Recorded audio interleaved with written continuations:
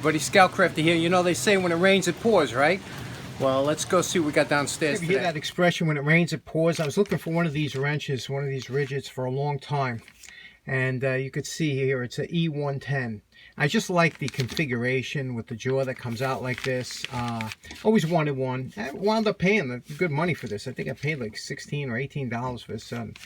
And I finally found one. Then I go to my steam engine show the last week, and what do I see? I get this bad boy for $1.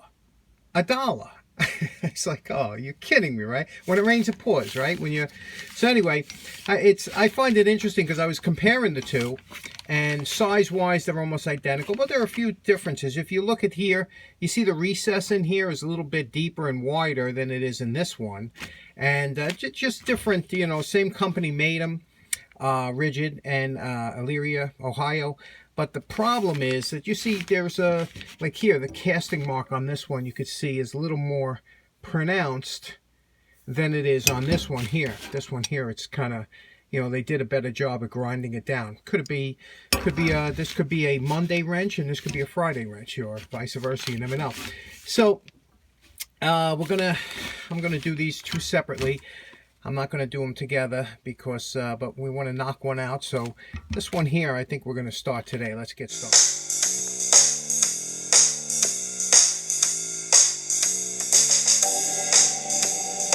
Remember I was telling you about, don't worry about painting or any paint on a tool, because now we got this nice and clean from using the degreaser. Now we're going to use some just some regular paint stripper that comes in a can. This is available at Home Depot, and I don't usually I usually use the brush on one, but this is the first time I'm going to use the spray on.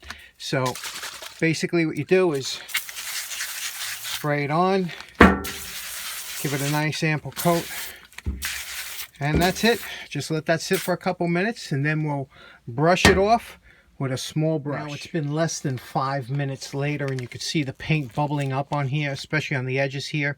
Using an old wire brush here, look at that. Look how easy that comes off. And this is some industrial paint that they use on here, but you see how quickly that comes off, and especially getting in here.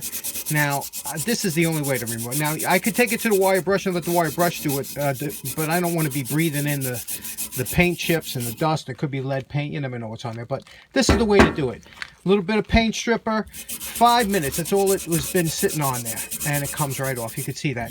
One of these disposable wire brushes, you know, and this you rinse out and you could use it, you know, there's nothing wrong with it. So this is the way to go. Little paint stripper. Anytime you have any paint on there, don't try and, you know, wire brush or sand it off. Just strip it off like that. Run it under some water, rinse it off. It'll be like literally 5 minutes worth of paint remover, and look at that. We're down to beautiful gray metal. Yeah, there's a little bit on there, but the wire brush is going to take that off. And let's get to the wire brush. After wire brushing, you could see we got it back to, I mean, look at this, how nice this is, huh? So now we have to decide, here's the knurling. Look how nice that came out.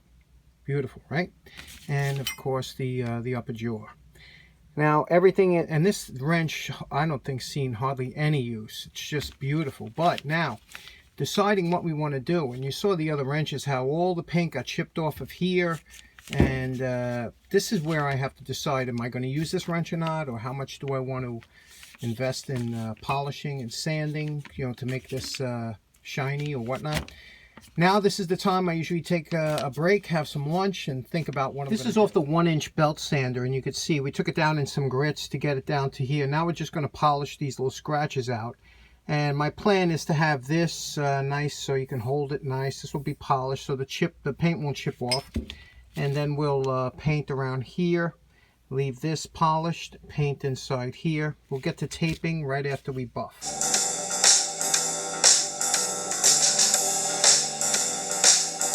We just finished the polishing out. We polished out the top, the bottom, over here on the jaw, and over here on the little edges. We polished these out because if you look at the old wrench, that's all the areas that the paint normally chips off.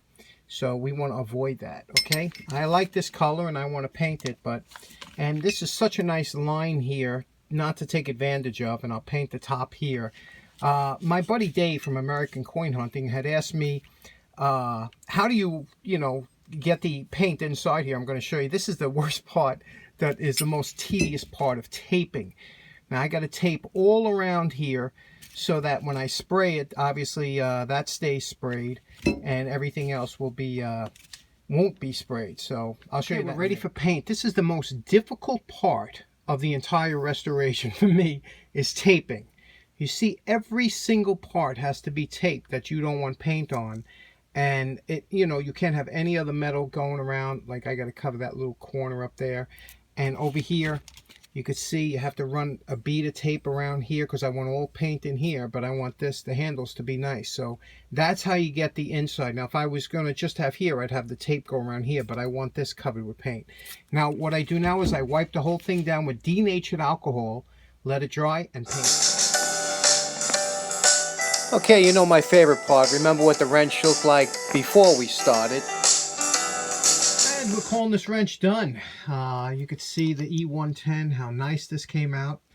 I love this wrench. I just love the lines of this wrench and the way it works, and I'll show you in a minute. Here's what we did. We obviously polished out the top and the bottom because that's where your hand is. Pardon my gloves. I got a bad case of poison ivy. And painted the inside, removed the paint from the lettering, the Ridgid E-110 that has a patent number on it. On this side it says the Ridge Tool Company, and it says Elyria, Ohio, USA. And now originally I had painted the top of this orange, and everything was going good, but I put it together and it was just too much orange. You know, you need that balance, a little bit of a bling, a little bit of chrome, and a little bit of paint, you know, and it was just too much orange. So I took it off and I left the orange in here, which I think that looks nice. And you can see how smooth, you know, these wrenches are just so beautiful to work. You see how smooth that is? And so it's a really nice wrench. And let me just show you how, the reason I like this wrench so much. Here is an old, this is actually a lug nut from a New York City bus. And I want to show you that how, when you close this down here, you could see how nicely it closes onto that nut. And you see it gets three sides, 1, 2, and 3. So you don't have that normal slippage you do with a normal wrench. So, and that goes all the way down as you work your way down on a different kind of a pipe nut or compression fitting or something. Really nice wrench. The Ridgid E-110. Enjoyed this restoration. It was a little bit longer than I thought, but it came out nice. I like the way the colors look and everything. And as far as the Duplicolor paint, I like the Rust-Oleum. Duplicolor, the problem with that is it really doesn't, it dries too quick. Anything that dries too quick doesn't have the sticking ability of a paint that dries nice and slow. So anyway, hope you guys enjoyed this restoration and looking forward to the next one. Have a nice day. Thanks very much.